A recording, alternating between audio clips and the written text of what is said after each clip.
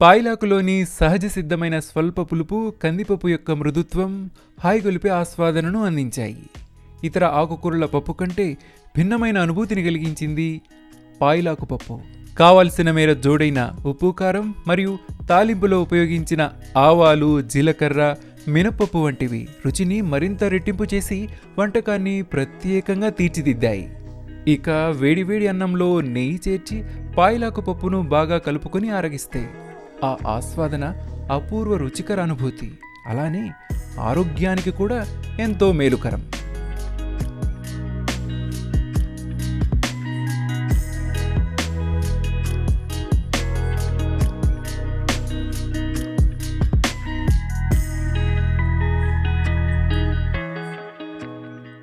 ముందుగా పప్పు ఉడకబెట్టి తర్వాత పెద్దపాయలాకు పప్పులో పెట్టి టమాటాలు, పచ్చిమిరపకాయలు, ఉల్లిపాయలు వేయాలి. తాలింపులోకి కరివేపాకు, చిన్నుల్లిపాయ, తాలింపు గింజలు, ఎండుమిరపకాయలు, కారం, పసుపు. ముందుగా పప్పునైతే ఉడికించుకోవాలి. తెలుగు వంటలలో పప్పులో ఆకుకూరల వినియోగం అనాదిగా కొనసాగుతున్న సాంప్రదాయం. చారిత్రకంగా చూస్తే ఇది శాతవాహనుల కాలం నుంచే ప్రజల ఆహారంలో భాగమైందని చరిత్రకారులు భావిస్తున్నారు. ఆయుర్వేద గ్రంథాలు, పురాతన తెలుగు సాహిత్యం మరియు గ్రామీణ వంటకాల ఆధారంగా రైతుల నుంచి రాజవంశీయుల ఆహార పద్ధతుల వరకు ఈ విధానం ప్రాచుర్యంలో ఉన్నట్లు తెలుస్తోంది. పప్పుతో కలిసిన ఆకుకూరలు శరీరానికి కావాల్సిన పోషకాలను అందించడం వల్ల ఇది ఆరోగ్యకరమైన ఆహార విధానంగా కొనసాగుతోంది.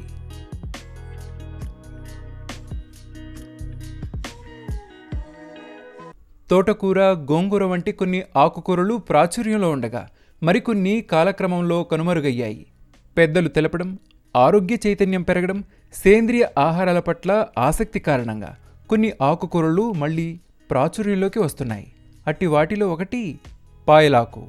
ఆయా ప్రాంతాలలో ఈ ఆకుకూరను గంగవల్లి, గంగవాయల కూర అని అనేక పేర్లతో పిలుస్తుండగా మా ప్రాంతంలో పాయలాకుగా పిలుస్తారు.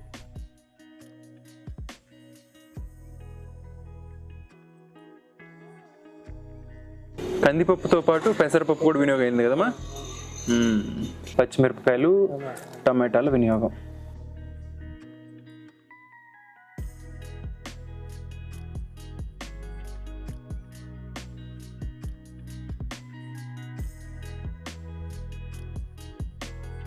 ఇప్పుడు పాయలాకు వినియోగం.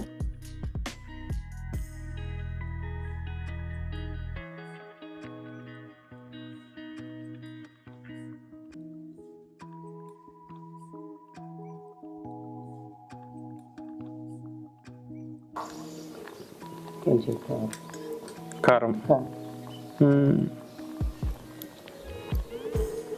పసుపు,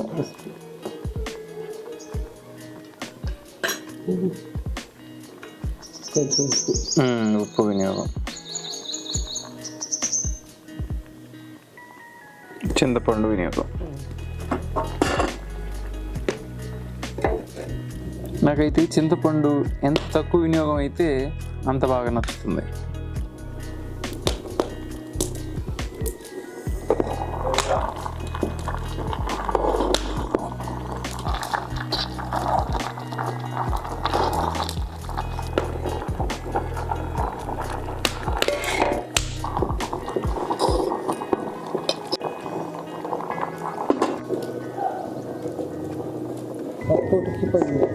పప్పు ఉడికిందా? ఇక దించుకొని నిప్పి తాలింపు పెట్టడం.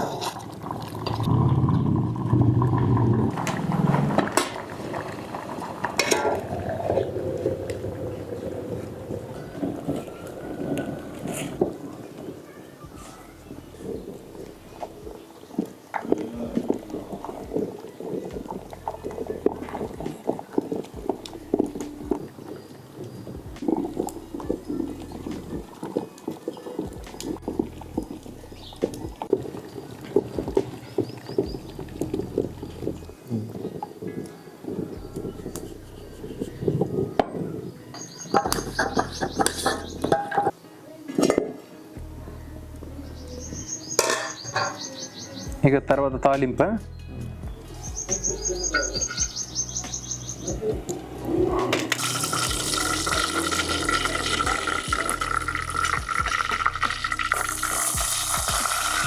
నూనె, తర్వాత ఎండుమిరపకాయ, తాలింపు గింజలు వినియోగం, ఉల్లిపాయలు.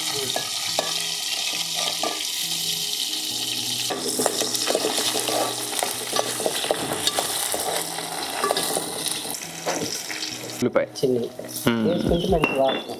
అవునవును. కరివేపాకు.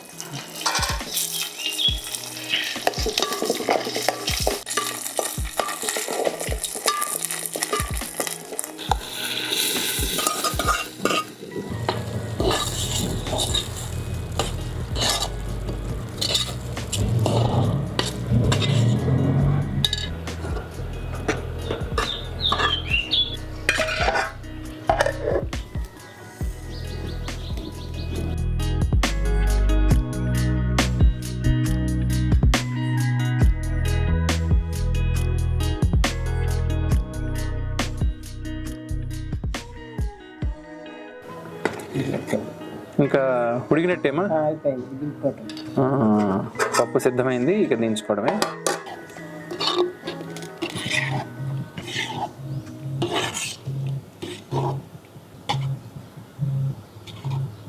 విడివిడి అన్నం సిద్ధంగా ఉంది. పప్పుని మిళితం చేసుకొని తిందాం. కాస్తంత నెయ్యిని కూడా రంగరించుకుందాం. మంచి స్వచ్ఛమైన నెయ్యి. చాలా బాగుందా? అంటే నువ్వు అలానే పలువురు చెప్పినప్పుడు బాగుంటుందిలే అనుకున్నా, కానీ చాలా రుచికరంగా ఉంది పప్పు ఈ ఆకుకూరతో. అలానే మా అమ్మకి చెప్పానమాట, చింతపండు వినియోగం తక్కువలో ఉండాలి. నేను గతంలో కూడా చెప్తూ ఉంటాను, నాకు చింతపండు పప్పులో కానీ ఏ ఇతర వంటకంలో కొంచెం ఎక్కువ వినియోగం అయితే మాత్రం అస్సలు నచ్చదు. చింతపండు కానీ వగైరా అన్నీ కానీ సంపాళ్ళలో మంచి రుచికి వినియోగం అయ్యి తృప్తికరంగా ఉంది పప్పు మాత్రం. పప్పు అంటేనే ప్రతి ఒక్కరికి ఎంతో తృప్తికరం. ఇలాంటి ఆకు జోడైంది అనుకోండి, ఇంకా మీరు అర్థం చేసుకోండి. ఇంకా అలానే మంచి నెయ్యి వినియోగం కాపాడండి. ఈ కమ్మదనం ఎలా ఉంటుందో మీరు ఊహకు తెచ్చుకోండి.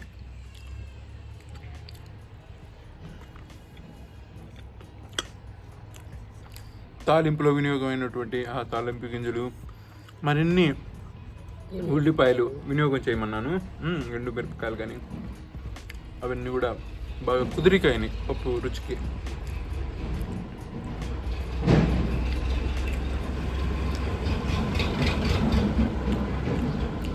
ఉల్లిపాయలు కూడా మరిన్ని వినియోగం అయితే నాకు బాగా నచ్చుతుంది. అవి కాస్తంత నీరు పెట్టుకొని ఉంటాయి కదా, తింటుంటే ఆ రసం పప్పు మనగురి ఇగో ఇలాంటి మంచి రుచి.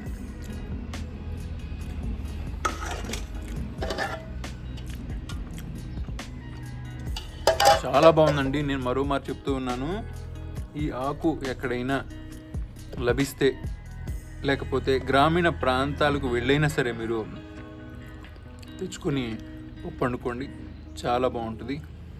ఒక వైవిధ్యమైన రుచి అని చెప్పొచ్చు.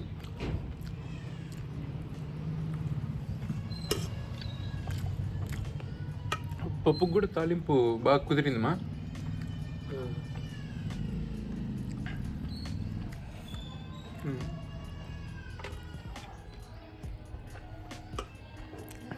ధన్యవాదాలండి ఇంతవరకు వీక్షించినందుకు. మరో ప్రసారంతో మీ ముందుకు వస్తాను.